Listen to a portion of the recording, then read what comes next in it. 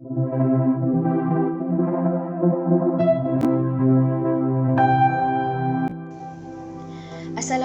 dan salam sejahtera semua anak-anak didik cikgu. Okay, hari ini cikgu nak bagi penerangan sedikitlah tentang topik yang kita akan belajar pada hari ini. Okay, tapi sebelum tu cikgu nak membahas kembali tentang pengetahuan sedia ada kamu mengenai konsep maupun sistem pengangkutan bahan dalam tumbuhan. Tapi cikgu yakin semua pelajar dah ada pengetahuan sedikitlah mengenai keperluan pengangkutan bahan dalam tumbuhan ni. Okay, misalnya kamu dah tahu apa proses yang berlaku, bagaimana bahan keperluan sel tumbuhan digerakkan ke bahagian yang memerlukan dia. Okay, seperti yang kita tahu, tumbuhan ni dia menjalankan dua proses iaitu fotosintesis dengan respirasi. Pengangkutan bahan-bahan keperluan untuk menjalankan kedua-dua proses ni dia berlaku atas bantuan sistem vaskular tumbuhan. Okay, jadi sekarang mari kita pergi kepada sistem vaskular tumbuhan. Okey, sekarang mari kita tengok apa tu sistem vaskular tumbuhan. Okey, seperti yang kamu boleh lihat pada slide ni, tisu vaskular dalam tumbuhan dia terdiri daripada floem dengan xilem. Xilem ni dia berfungsi supaya air dan garam mineral dalam tanah akan diserap oleh akar pokok dan diangkut hingga ke daun. Okey, floem pula fungsi dia adalah mengangkut hasil fotosintesis seperti glukosa dari daun ke seluruh tubuh tumbuhan. Okey, next. Okey, macam yang kamu dapat lihat dekat gambar ni. Okey, xilem dan floem dia terdapat pada akar, batang dengan daun. Okey. Tapi sistem pengangkutan xilem dan floem dia tak melibatkan pengangkutan oksigen dan karbon dioksida. Tapi pergerakan gas oksigen dan karbon dioksida antara sel dengan persekitaran adalah melalui proses resapan. Okey, macam yang kamu tengok gambar dekat sini. Okey, dia ada tunjuk proses resapan oksigen masuk dengan resapan karbon dioksida keluarkan. Okey, basically gambar ni dia nak tunjuk proses respirasi berlaku. Okey, macam kita tengok oksigen ni dia meresap dari atmosfera ke dalam sel-sel melalui stoma. Okey, karbon dioksida ni pula dia dibebaskan dan meresap melalui stoma ke atmosfera. Okey, jadi sekarang kamu mesti dah ingat semula tentang apa tu sistem pengangkutan bahan dalam tumbuhan.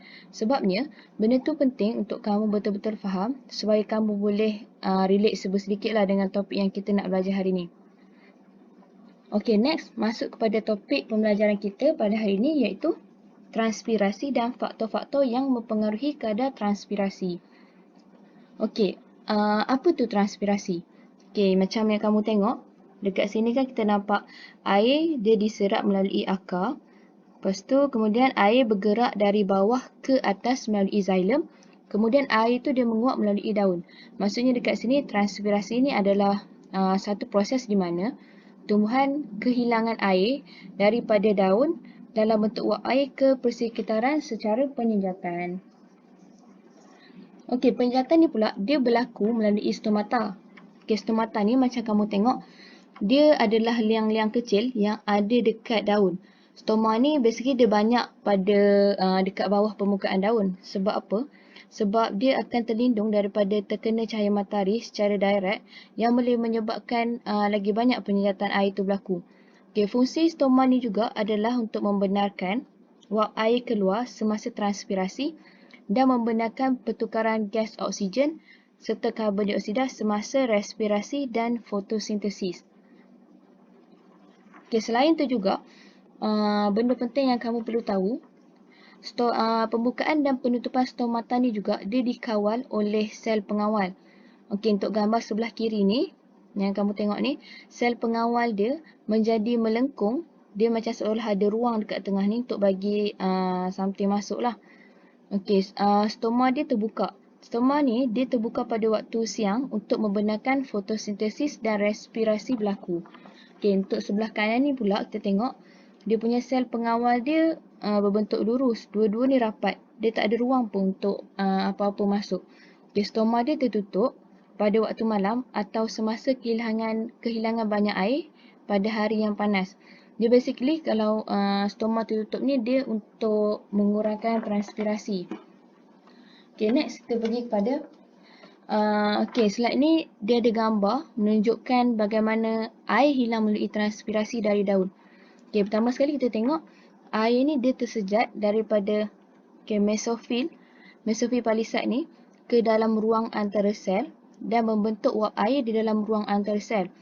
Kemudian air dalam sel-sel mesofil ni dia akan berkurangan dan menyebabkan tekanan osmosis meningkat. Keadaan ini menyebabkan air meresap secara osmosis dari sel-sel berdekatan dan dari xilem. Seterusnya, air akan meresap keluar ke atmosfera dari ruang di antara sel mesofil berspan melalui stoma, terutama bila stoma ni dia terbuka. Okey, seterusnya kita pergi kepada penyesuaian tumbuhan untuk mengurangkan kehilangan air. Okay, dia terdapat beberapa cara ataupun kaedah penyesuaian dilakukan oleh tumbuhan supaya mereka ni dapat kurangkan kehilangan air dengan banyak. Okay, pertama sekali kita tengok daun ni, daun berlilin. Seperti yang kita tahu, kalau daun berlilin dia pokok keladi lah kan. Okay, daun berlilin ni dia ada cuticle pada kerata rentas daun dekat bahagian epidermis atas.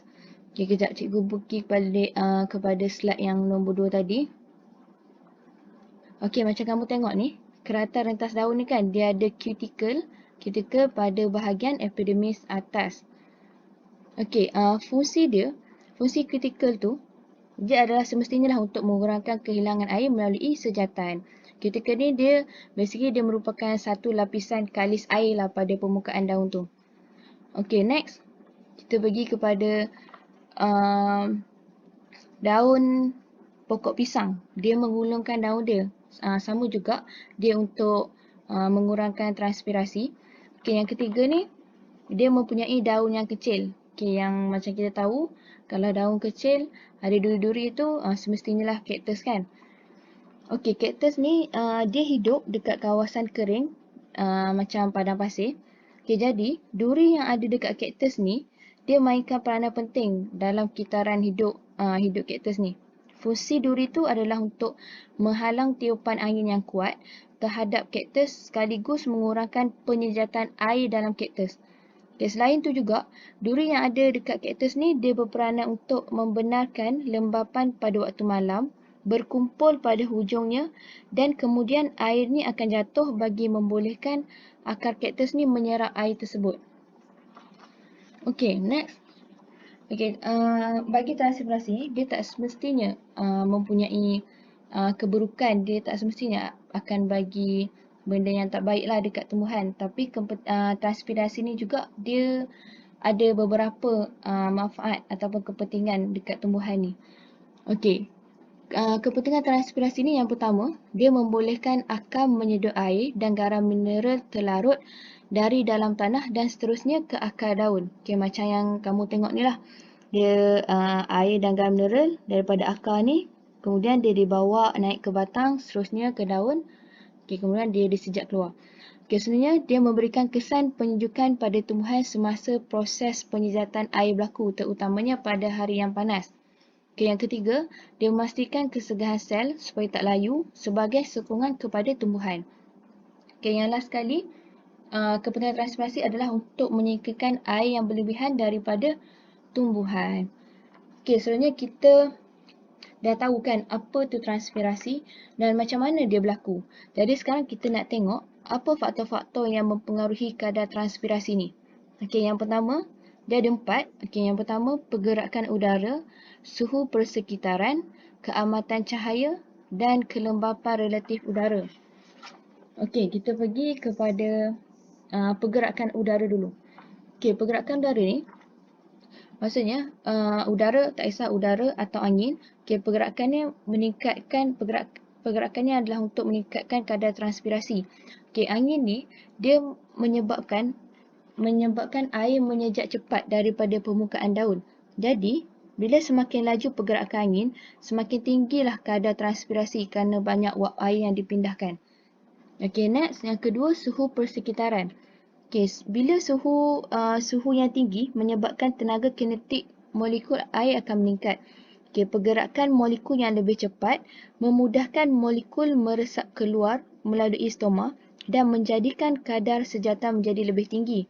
Jadi, jika semakin tinggi suhu persekitaran, ia akan menyebabkan kehilangan air yang berlebihan dan daun pun akan menjadi layu. Okay, yang ketiga, keamatan cahaya. Cahaya ni dia mempengaruhi pembukaan dan penutupan stoma. Okay, dalam keamatan cahaya yang tinggi, pada waktu tengah hari terutamanya, proses fotosintesis berlaku dengan aktif pada sel pengawal stoma. Hal ini menghasilkan glukosa yang menyebabkan sel pengawal menjadi segah dan stoma pun terbuka. Okay, pembukaan stoma akan menyebabkan wap air lebih banyak meresap keluar. Okay, akhir sekali adalah kelembapan relatif udara.